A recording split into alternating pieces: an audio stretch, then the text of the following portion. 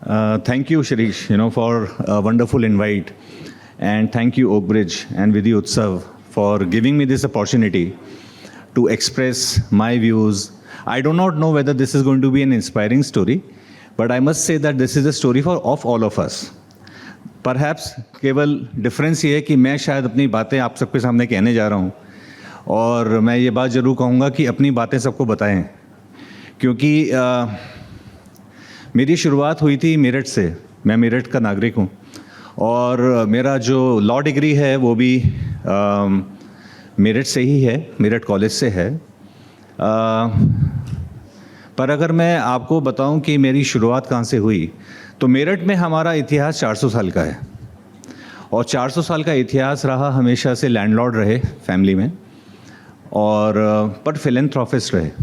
मेरे ग्रैंडफादर, मेरे फादर, मेरी मदर। मेरे फादर जो थे वो डेली 1000 पेशेंट्स देखा करते थे, बट कभी भी पेशेंट से कुछ फीस चार्ज नहीं किया करते थे। अपनी जेब से पैसे देते थे, अपनी जेब से दवा देते थे। उनकी इंस्पायरिंग स्टोरी है, मेरी नहीं है। तो अपनी जेब से पैसे देते थे, अपनी जेब से दवा देते थे, कुछ चार्ज नहीं करते थे। और ये सिलसिला मैंने बचपन से ही देखा। उनकी क्लिनिक में मैं जाया करता था, तो ऐसा माहौल होता था कि एक छोटी सी क्लिनिक थी, उसमें एयर कंडीशनर भी नहीं था, उसमें कूलर भी नहीं था, उसमें केवल मेरे दादाजी का दिया हुआ एक पंखा चलता था और वो पंखा भी शायद 3 की स्पीड से ऊपर नहीं चलता था। तो भरी गर्मी में 45-46 डिग्री की गर्मी में भी कभी कभी मेरठ में लाइट भी नहीं होती थी और वो बेचारे बैठ के इत्मीनान से 1000 पेशेंट रोज़ देखा करते थे और मैं उनके पास जाके पहुंच जाया करता था। पर कैसे घुसता था, भीड़ में से होता हुआ दिखता था, मेज भी नहीं दिखती थी और वो बीच में बैठे होते थे और मैं वहाँ जाके बैठ जाया करता था। तो मुझे ये बात अच्छी तरह से अभी तक याद है कि वो एक बार में कम से कम 7 पेशेंट देखा करते थे। किसी का हाथ पकड़े हुए हैं, किसी से बात कर रहे हैं, किसी के स्टेथोस्कोप लगा रखा है। तो वो जो ह्यूमिलिटी और हम्बलनेस थी वो मेरे जहन में थी। मेरी mother professor RG degree college Meerut में रहीं और उन्होंने भी अपने शुरू के 10 साल में एक भी पैसा सैलरी नहीं ली, क्योंकि दोनों का कॉन्सेप्ट ये था कि जो भी करेंगे समाज के लिए करेंगे। मेरा जो I was born with a silver spoon, क्योंकि हमारी फिलेंथ्रोपिस्ट फैमिली थी। सिनेमा का बिजनेस था जो कि मेरे चाचा लोग देखा करते थे और 60s, 70s, 80s और 90s में जितनी भी बड़ी फिल्में आई वो हमारे सिनेमा हॉलों में ही लगी, अप्सरा सिनेमा, ईव सिनेमा मेरठ में। और 90 तक हमें ये लगा कि मेरे को तो कुछ करने की ज़रूरत ही नहीं है, क्योंकि फादर डॉक्टर हैं, मदर प्रोफेसर हैं, फिल्म बिजनेस है, सब कुछ बढ़िया चल रहा है। तो जब मैंने 12th पास करी, उसके बाद मेरा कोई इंक्लिनेशन ही नहीं था कि मैं क्या करूं। शायद कुछ ना भी करूं चलेगा, क्योंकि इतना कुछ भगवान ने दिया है। पिताजी की लेगेसी है, फैमिली की लेगेसी है। बट होता है कि आज जैसे ही आप ये सोचते हैं कि आपकी लेगेसी है, भगवान आपको एक शॉक देते हैं। और मेरा शॉक ये हुआ कि मेरे फादर की डेथ हो गई। उस टाइम मैंने केवल कमिटी सेक्रेटरी का कोर्स किया था। लॉ में मेरा फर्स्ट ईयर हुआ था। सेकेंड ईयर के एग्ज़ाम्स मेरी फादर की डेथ के दिन के 3rd डे से एग्ज़ाम्स स्टार्ट होने थे। और जब मेरे फादर की डेथ हुई, उस समय मेरी मदर रोई नहीं। मुझे आज भी वो दिन याद है, वो 13 मई 1995, मेरी मदर रोई नहीं।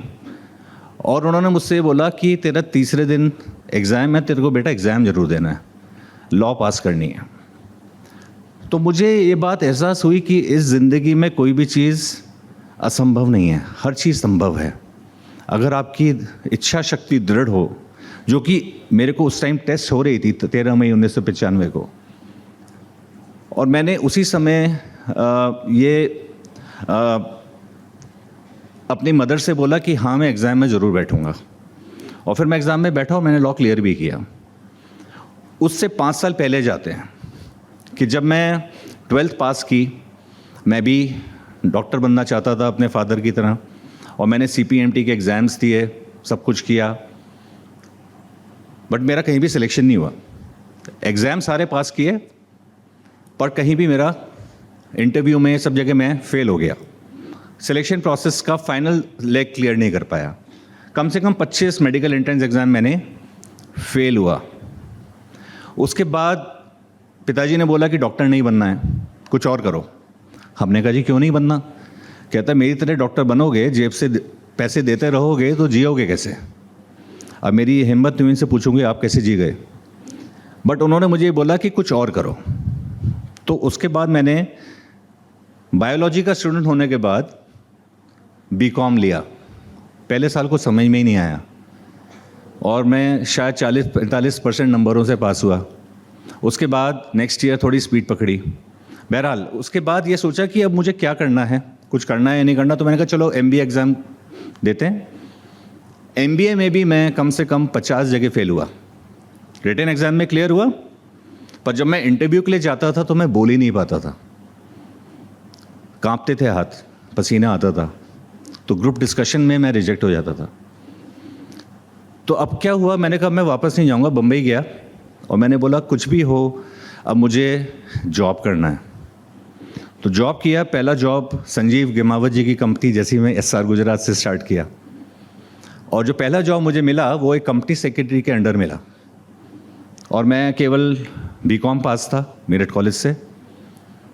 और उन्होंने मुझे कहा कि आपका जो पहला काम है वो एक कितना बड़ा फ्लोर बॉम्बे के फोर्ट एरिया में कैनरा बैंक का ऑफिस था, उसमें खूब सारा पब्लिक इशू का मटेरियल पड़ा था। तो मेरा पहला जॉब ये था कि उस कमरे को खाली कराना है। तो हमने कहा ठीक है, मेरठ शहर से आए हैं, 400 साल का इतिहास है, लेगेसी है फादर की, ग्रैंडफादर की। तो मैंने कहा ठीक है, मेरे साथ कितने आदमी देते हैं, मैं सुपरवाइज़ करूँगा। तो हमारी कंपनी सेक्रेटरी ने मुझे ऊपर से नीचे तक देखा और कहा कि आप प्रैक्टिकल ट्रेनी हैं, आप जाइए और साफ़ करिए। तो फिर वो पब्लिक इशू मटेरियल हमने उठाया, बाहर से बाज़ार से बोरियां लेके आए, मटेरियल को बोरियों में भरा, अपने हाथों से सिया, अपनी पीठ पे रख के ट्रक पे लादा। तो पहला एक्सपीरियंस मिला ज़िंदगी का कि शायद लेगेसी को आप इनहेरिट नहीं कर सकते। अगर लेगेसी है तो वो आपके पेरेंट्स की है, आपके फोर फादर्स की है। उन्होंने आपको एक नाम दिया है प्रसाद, पर प्रसाद के नाम को संभालना बहुत मुश्किल काम है। फोर फादर्स ने संभाला तो उनका नाम 400 साल से चला आ रहा है। फादर की डेथ 95 में हो गई, उनका नाम आज भी चला आ रहा है। तो अगर अखिल को कुछ करना है और प्रसाद बनना है तो कुछ करना पड़ेगा। तो उस दिन जब ट्रक में लादा सामान और ट्रक में बैठे और उसको रद्दी को डिस्पोज ऑफ करने के लिए गए, तो एहसास हुआ कि जीवन में कुछ पढ़ाई करने की आवश्यकता है। और वो नेक्स्ट डे था कि मैं जाके कंपनी सेक्रेटरी का मैंने एनरोलमेंट किया। तो ये एक मेरी लाइफ का लर्निंग फेज़ था। सेकेंड फेज़ में आपको बता चुका, फादर की डेथ जब हुई। उसके बाद जब मैंने लॉ कर लिया, LLB कर लिया, सर आप बिल्कुल सुनिएगा, तो LLB कर लिया और एक इंटरव्यू देने गया। इंटरव्यू था इस कंपनी में जिसका नाम है ओसराम, लाइटिंग बल्ब बनाती है। और उन्होंने कहा कि इंटरव्यू के लिए कॉल किया। तो HR मैनेजर ने मेरा CV पढ़ा। कंपनी सेक्रेटरी हो? हाँ जी हैं। लॉयर हो? हाँ जी हैं। कहाँ से लॉ किए? मैं कहा जी लिखा है। कहता है इसमें तो मेरठ कॉलेज लिखा है, मेरठ यूनिवर्सिटी लिखा है। मैंने कहा हाँ सर, वहीं से पढ़ाई की है लॉ की। वहाँ तो कोई भी चाकू गाड़ के पास हो जाता है, तुम कैसे वकील हो? तो हमने बोला कि साहब वकालत तो की है। कहते नहीं, वकालत तो करिए पर मेरठ कॉलेज को कौन पूछता है। तो मन में तो ये आया कि CV तो पहले आ चुका था, तो क्यों बुलाया। बट उस दिन एक चीज़ समझ में आई, ये बात समझ में आई कि इस व्यक्ति का परसेप्शन मेरे लिए है कि मैं मेरठ कॉलेज का हूँ। शायद वो आदमी ये समझता है कि मैं मेरठ कॉलेज का हूँ तो मुझे कुछ नहीं आता। मुझे पता है कि मुझे बहुत कुछ आता है।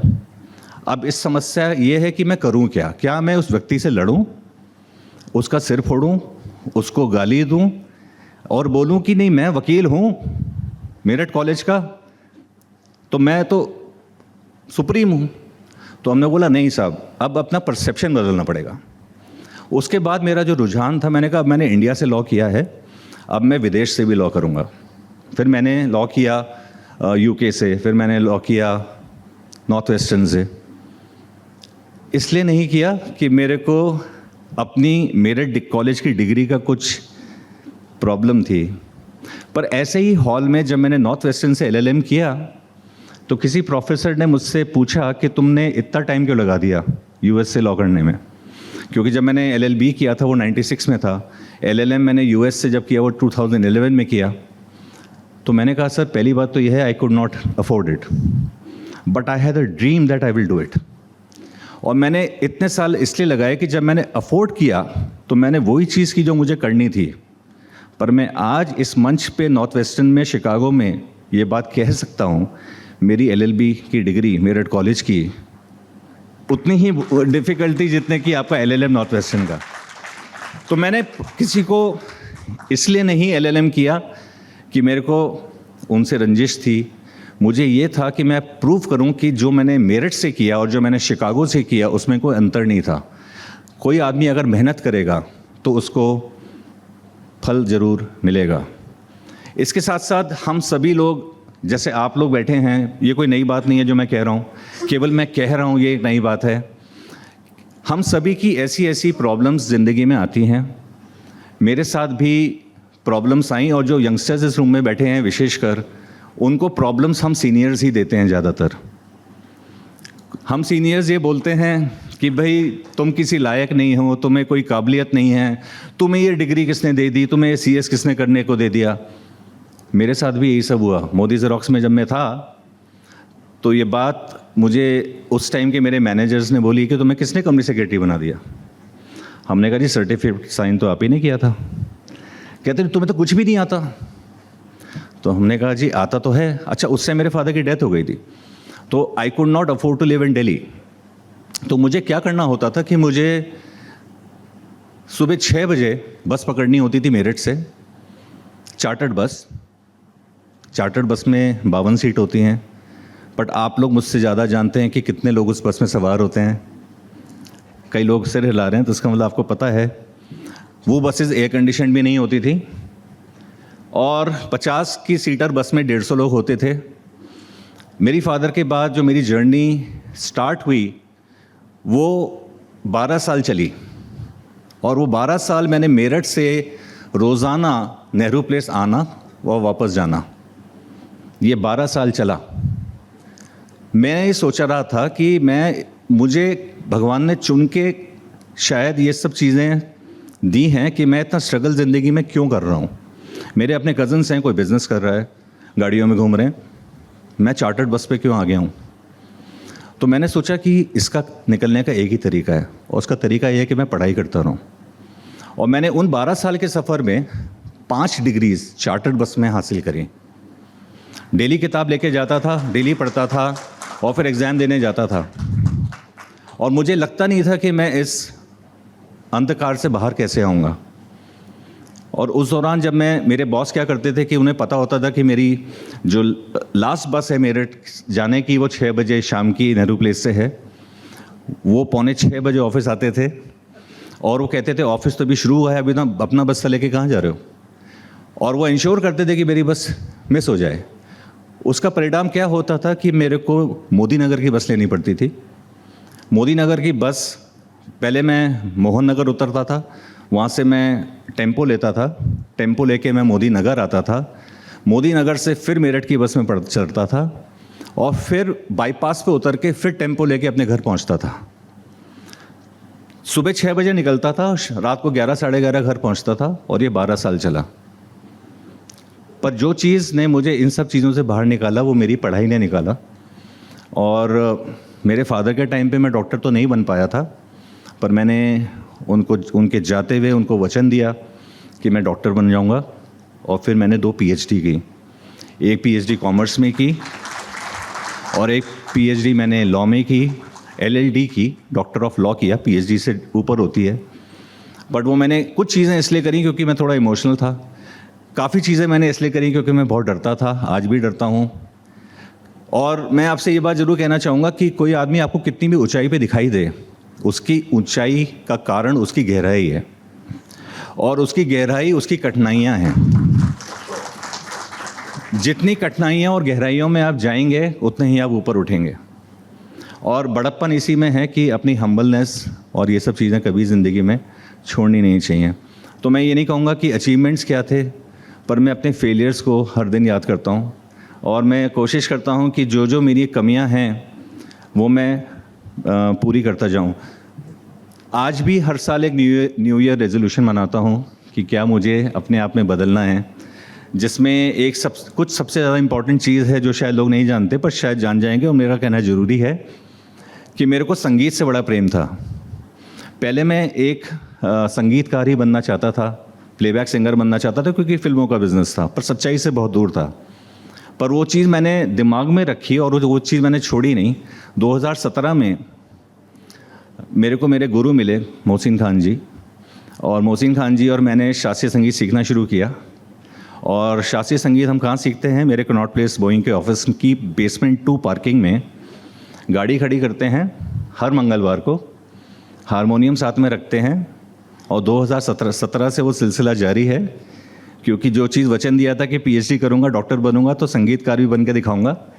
और अपने यूट्यूब चैनल स्टार्ट किया है और जिस पे मैंने अपना 51st सॉन्ग अभी रिलीज़ किया है।